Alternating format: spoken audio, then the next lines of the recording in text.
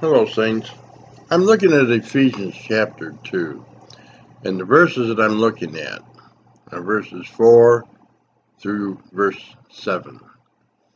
And it reads, "But God, being rich in mercy because of his great love with which he loved us, even when we were dead in our transgressions, made us alive together with Christ. By grace you have been saved, and raised us up with him, and seated us with him in the heavenly places in Christ Jesus, so that in the ages to come he might show the surpassing riches of his grace and kindness toward us in Christ." I'm beginning a series in January called Sitting in Heavenly Places. It's on the book of Revelation.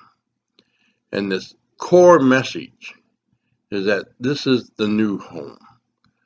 I want to talk about Revelation, not about the end of the world, but about the new beginning. You know, when Adam and Eve sinned, the world fell into the hands of the serpent. Satan is the Lord of the air, as Paul calls him. We knew at some point, though, that God would have to come and take the world back. That is what the book of Revelation is about. It's about God eclipsing Satan's kingdom and restoring the forever kingdom. It's making the earth new and the new city that he will bring down. That's what the book is about restoring all things. In Revelation chapter 21, he says, "See, I make all things new." And it's about restoration and us being with him in heaven. You know, 10 times in the book of Revelation, it uses the term "those who dwell on the earth," and it refers to those who are not believers. But to believers, they have a different title.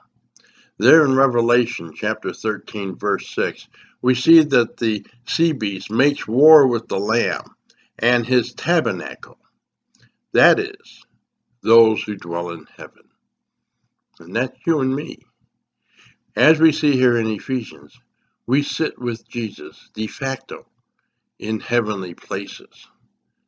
The world as it is now, this paradigm we live in, is not our home. Our home is with Jesus, is where we sit. And that was the great promise that was made to the church of Laodicea, the church with no commendation, but still with hope, that if they would overcome in Christ, he says, "I will grant you to sit with me in my throne, as I have overcome and sit with my Father in his throne."